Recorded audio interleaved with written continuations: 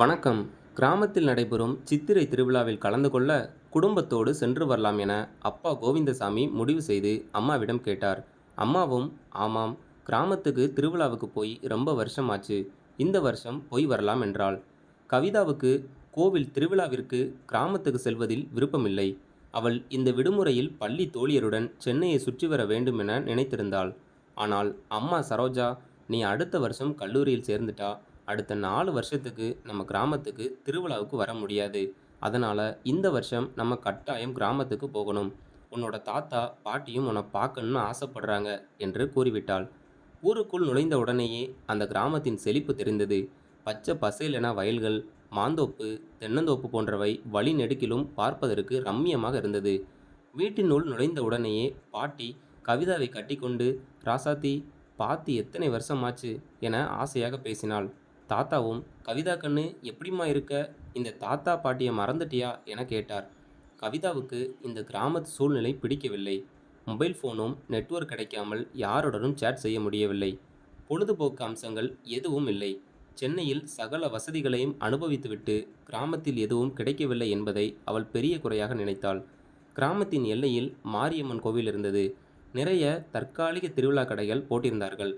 Mic set அமைத்து cinema பாட்டுகளை அலறவிட்டார்கள். கரகாட்டம், இரவில் கூத்து நாடகங்கள், மெல்லிசை கச்சேரி போன்றவை தினமும் நடைபெற்றது. சித்தப்பா பெண் ஈஸ்வரியை ஊரை சுற்றி காட்ட சொல்லி கவிதாவுடன் அனுப்பி வைத்தார்கள். அவள் மிகவும் அமைதியாக பேசினாள். கிராமத்து பள்ளியில் 8ஆம் வகுப்பு படிப்பதாக கூறினாள். அவளுக்கு நீண்ட நாட்களுக்கு பிறகு அக்காவை பார்த்ததில் மிகவும் சந்தோஷமாக இருந்தது. இக்கிராமம் விவசாயத்தை தவிர மற்றபடி இன்னமும் வளர்ச்சியடையாத குக்கிராமமாகவே இருந்தது.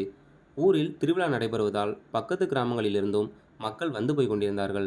சித்தப்பா மகள் ஈஸ்வரி கவிதாவை அழைத்து கொண்டு தாத்தாவின் தென்னந்தோப்பு மாந்தோப்புக்கு சென்றாள். ஈஸ்வரி அக்கா அக்கா என்று கவிதாவுடன் ஆசையுடன் பழகினாலும் கவிதாவுக்கு அவளின் கிராமத்து பேச்சும் உடல் அசைவுகளும் பிடிக்கவில்லை. அவள் கேட்கும் கேள்விக்கெல்லாம் அவளை கேலி செய்தும் அவள் கிராமத்திலேயே இருப்பதால் அவளுக்கு ஒன்றும் தெரியாது என்று மட்டம் தட்டி பதில் கூறினாள்.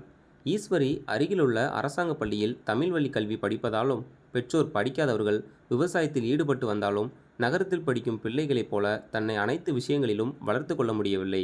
ஈஸ்வரிக்கு கவிதா தன்னை கேலி செய்கிறாள் என்று புரிந்தபோது அக்கா தானே கேலி செய்கிறாள், பரவாயில்லை என்று ஏற்றுக்கொண்டாள்.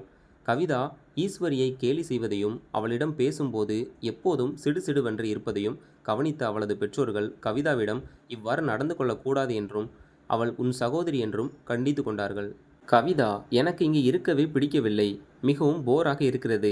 ஃபோன் கூட சரியாக இயங்கவில்லை. நாம் உடனே ஊருக்கு போகலாம் என்றாள். அப்பாவும் அம்மாவும் இன்னும் 2 நாளில் திருவிழா முடிந்துவிடும். பிறகு நாம் ஊருக்கு புறப்பட்டு விடலாம் என சமாதானம் செய்தனர். மறுநாள் மீண்டும் திருவிழா கடைகளை பார்த்துவிட்டு சகோதரிகள் இருவரும் அருகில் இருந்த குளக்கரைக்கு சென்றனர். அங்கு ஆண்களும் பெண்களும் எதிரெதிர் கரைகளில் குளித்து கொண்டிருந்தனர். தண்ணீரை பார்த்தவுடன் கவிதா ஈஸ்வரியிடம் தான் குளத்தில் இறங்கி குளிக்கப் போவதாக கூறினாள். ஈஸ்வரி அவசரமாக, வேண்டாங்கா, அப்பா அம்மா சத்தம் போடுவாங்க, இந்த குளம் ஆழமானது என்றாள். ஆனாலும் கவிதா குளிக்க குளத்தில் இறங்கிவிட்டாள். ஈஸ்வரி கரையில் அமர்ந்து பார்த்து கொண்டிருந்தாள். அருகில் குளித்து கொண்டிருந்த கவிதா சற்று முன்னேறி செல்ல ஆரம்பித்தாள். அதை பார்த்த ஈஸ்வரி பயத்துடன், ரொம்ப உள்ள போகாதீங்க, சேத்துல மாட்டிக்கிடுவீங்க என குரல் கொடுத்தாள். எனக்கு நீச்சல் தெரியும், நீ கவலைப்படாதே என கூறிக்கொண்டே இன்னமும் நகர்ந்து சென்றபோது அவளது வலது கால் சேற்றில் மாட்டிக்கொண்டது. ஆழமான பகுதி ஆகையால் அவள் காலை வெளியே எடுக்க முடியாமல் போனதுடன் நீரில் மூழ்கவும் ஆரம்பித்தாள். தண்ணீரில் மூழ்க ஆரம்பித்தவுடன் பயத்தில் அலறினாள். இதை பார்த்தவுடன் கரையில் அமர்ந்திருந்த ஈஸ்வரி சரளென தண்ணீருக்குள் பாய்ந்து கவிதாவின் தலைமுடியை பிடித்து இழுத்தபடி அவளை வேகமாக கரையை நோக்கி இழுத்தாள். அதற்குள் அருகில் இருந்த ஆண்களும் ஓடி வந்து கவிதாவை மேலே கொண்டு வந்து சேர்த்தனர். ஈஸ்வரி கவிதாவுக்கு முதலுதவி செய்து அவள் குடித்திருந்த நீரை வெளியேற்றினாள். அதற்குள்ளாக செய்தி கேள்விப்பட்டு கவிதாவின் அப்பா, அம்மா, பாட்டி, தாத்தா என அனைவரும் அழுதபடி ஓடி வந்தனர். உடனடியாக கவிதாவை காரில் ஏற்றி அருகிலுள்ள நகரத்திற்கு கொண்டு சென்று மருத்துவமனையில் சேர்த்தனர். அனைவரும் ஈஸ்வரியை நீதான் அக்காவை கவனமாக பார்த்து கொள்ளவில்லை என்று திட்டிக் கொண்டிருந்தனர். அவள், நான் எவ்வளவு சொல்லியும் அக்காதான் கேட்காமல் குளத்தில் இறங்கிவிட்டாள் என அழுதபடி கூறினாள். இதனிடையில் கவிதா கண் திறந்து விட்டதாகவும் இனி பயம் ஒன்றும் இல்லை என மருத்துவர் கூறி சென்றார். அனைவரும் உடனே கவிதாவை பார்க்க விரைந்தனர்.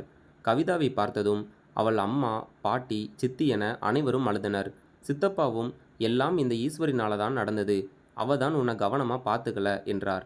உடனே கவிதா, அவளை ஒன்றும் சொல்லாதீங்க, நான் இன்னைக்கு உயிரோடு இருக்கிறதுக்கு காரணமே என் தங்கச்சி ஈஸ்வரி தான். நான் தண்ணீரில் மூழ்க ஆரம்பிச்சதும் அவ தான் உடனே தண்ணீருக்குள் பாஞ்சு என்னை காப்பாற்றி மேலே கொண்டு வந்தா என்றாள்.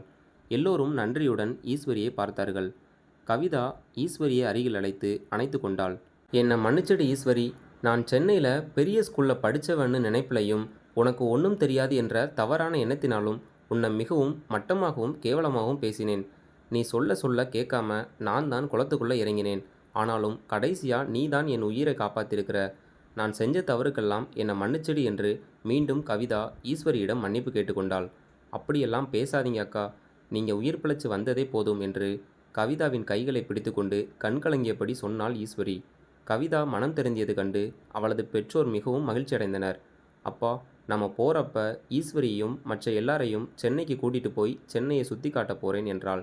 அப்பாவும் அதை சந்தோஷமாக ஆமோதித்தார். ஒரு கோவில் திருவிழா தொடர்பே இல்லாமல் இருந்த இரு சகோதரிகளிடையே மீண்டும் பாச இணைப்பை ஏற்படுத்தியது. இதே போன்ற கதைகள்லாம் நீங்கள் தெரிஞ்சுக்கணும் அப்படின்னா நம்ம சேனலை சப்ஸ்கிரைப் பண்ணி உங்களுடைய சப்போர்ட் கொடுங்க. இந்த வீடியோ பிடிச்சிருந்தா லைக் பண்ணி ஷேர் பண்ணுங்கள். வணக்கம்.